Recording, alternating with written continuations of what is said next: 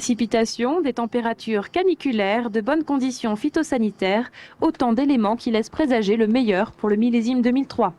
Alors que les raisins n'en sont qu'à leur phase de maturation, on se demande déjà si cette année sera un grand cru. Bien malin celui qui peut le dire, je crois que je ne veux pas faire Madame Soleil. Je dirais, au moment où je vous parle, toutes les conditions sont remplies pour aller au-devant de quelque chose de très bon. Ces conditions exceptionnelles laissent également entrevoir des vendanges en avance par rapport aux années précédentes. On va très probablement se situer autour du début septembre. Et ceci, on peut le dire de manière assez catégorique, en ce sens que depuis le milieu de la floraison jusqu'à la vendange, il y a une constante qui nous dit qu'il faut à peu près 100 à 110 jours. Alors ça va naturellement se caractériser en 2003 par une récolte plutôt précoce. Paradoxalement, l'ensoleillement a parfois eu des conséquences négatives. Certaines vignes ont trop manqué d'eau et connaissent ce que les spécialistes nomment le stress hydrique.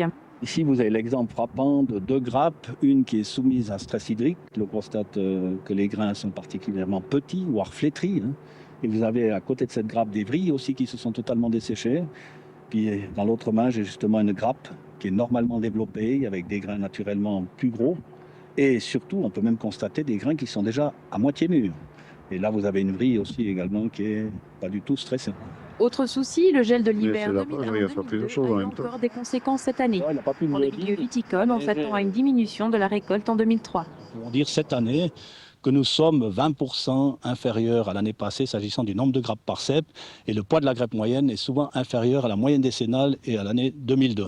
Ça voudrait dire que cette année, on s'achemine vers une récolte plutôt moyenne à faible. Reste encore à commander quelques bonnes averses à Dame Nature pour apporter la touche finale au millésime 2003. Ce n'est pas cet escargot qui s'en plaindrait.